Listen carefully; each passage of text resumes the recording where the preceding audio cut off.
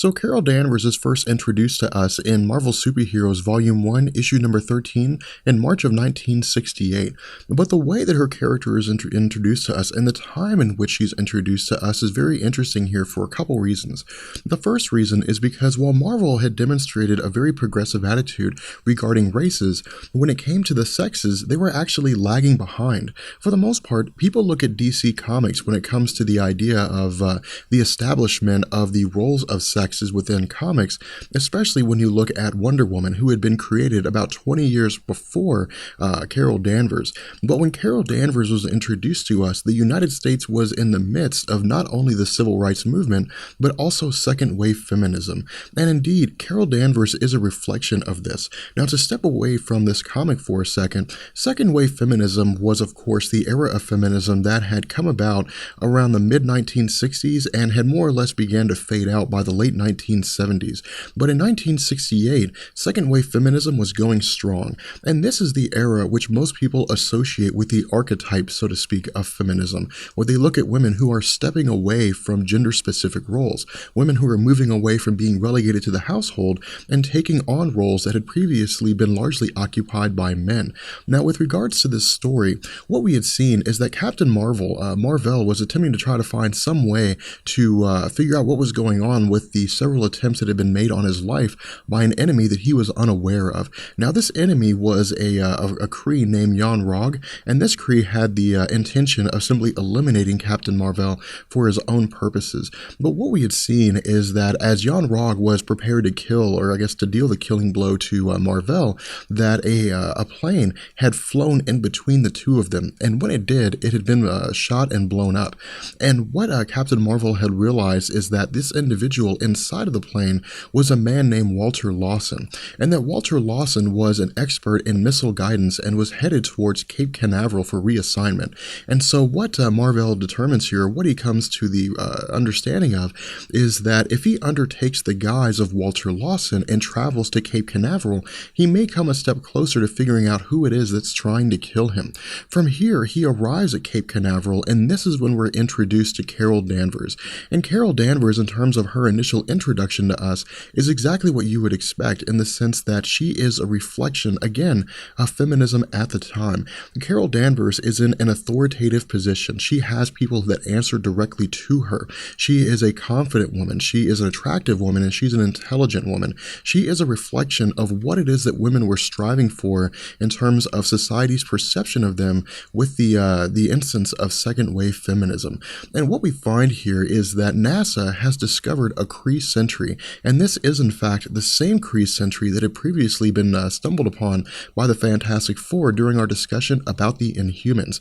And of course, Marvel, having undertaken the role of Walter Lawson, meets with Carol Danvers, and Carol Danvers initially thinks that something's up. She initially thinks that something may be wrong here, that he may not either be telling them everything or that there's something that he's hiding.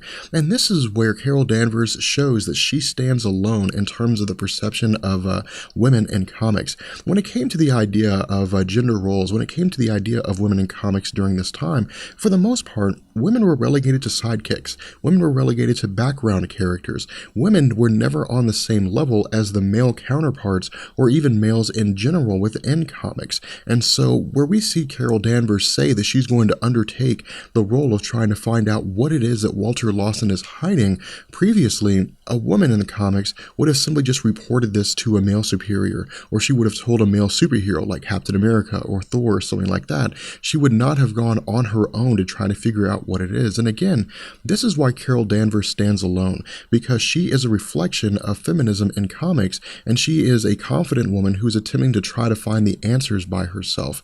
From here, we see that Jan Rog discovers that the sentry has been found by NASA and decides to reactivate the sentry. And because the sentry, as it explains, was created by the Kree to ensure that its empire survives and to do what it can to destroy all opposition, it begins to go awry and begins to destroy virtually all human opposition within Cape Canaveral. And so what we see is that Marvel discards his identity of Walter Lawson and begins to go into conflict with the sentry. Now, this is where Captain Marvel begins to branch off, because again, when we had our discussion about where to start with various Marvel superheroes, we had talked about how characters like Thor had been introduced in Journey into Mystery, and that rather than Thor getting his own solo series, Journey into Mystery was simply just converted into Thor's series, and so it was called Journey into Mystery, and then Thor issue number, whatever that issue was. With Captain Marvel, this was different. Captain Marvel and the story actually continued with his own solo series in Captain Marvel Volume 1, Issue number 1. And what we see is that for the most part, we just pick up right back where we left off. But this, for the most part, is where a lot of people look at the idea of Carol Danvers and say that Marvel began to drop the ball. Because what we saw here was that Carol Danvers were previously being identified in a single issue as a strong, confident woman, now became more or less a subservient love interest of Captain Marvel, not in the sense that she would acquiesce to his every need, but in the sense that she was appeared very helpless in a lot of circumstances and really just wanted to gain the affections of Marvel. Now, again, people would argue that Carol Danvers being helpless in this circumstance was due more to the fact that she was observing a fight between two individuals that had a lot more power than her, which is true to this degree. She had no power. She was a normal human.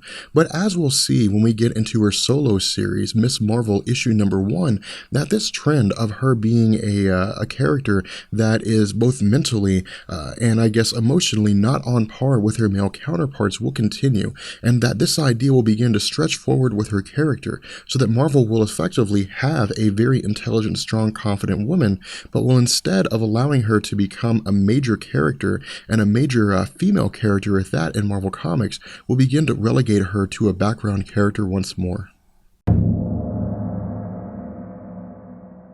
So while Carol Danvers continued to make various appearances over the course of Captain Marvel's solo comic, the actual character Miss Marvel didn't appear until January of 1977. Now at this point in time, Carol Danvers and the character Miss Marvel were under the control of Gary Conway.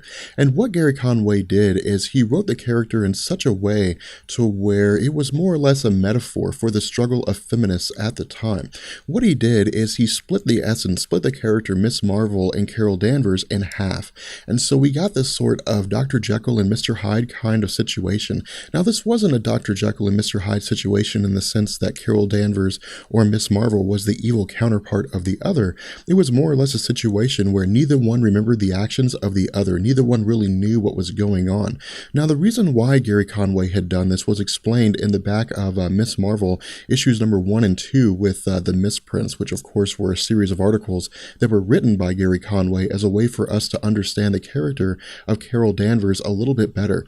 And what he had said was that Carol Danvers and Miss Marvel's quest for identity was a direct reflection of the quest of women and second wave feminism to achieve equality, to achieve liberation, and to find a strong form of identification for women as a whole at the time. But while this was also taking place, we saw what would be the kind of seeds that would lead to Miss Marvel becoming a background character, to where this strong feminist concept would begin to take a back seat towards the more traditional method of portraying women in comics, in the sense that her outfit was largely indicative of Captain Marvel's outfit, which was really a homage, at least in terms of how some women looked at it, as Marvel saying that she was more or less just a clone of Captain Marvel.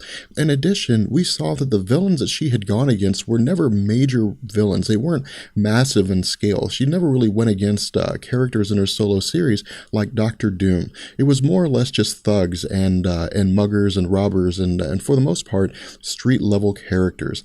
Now by issue number 3, Chris Claremont had taken over the character of Carol Danvers, and what we saw was a continuation of these themes. We saw a continuation of the kind of villain she would face, as well as this dichotomy between Carol Danvers and Miss Marvel. It wasn't until volume 1, issue number 19 with the story Mirror Mirror that we actually learned what had happened, and we saw this melding of personas between Carol Danvers and Miss Marvel. And what we learn in this story is that Ronan the Accuser has arrived to capture both Marvel and Miss Marvel at the request of the Supreme Intelligence. And over the course of the comic, the Supreme Intelligence reveals to us exactly how it was that Miss Marvel came to be. What we learn is that somewhere along the line, while the conflict was taking place between Captain Marvel and Jan Rog, that Carol Carol Danvers was exposed to the powers of the psych magnetron. Now, the psych magnetron was a device that was capable of turning dreams into reality, and Carol Danvers, despite her strong feminist tendencies, had looked at Captain Marvel as a hero. She had looked at him as somebody that she wanted to aspire to.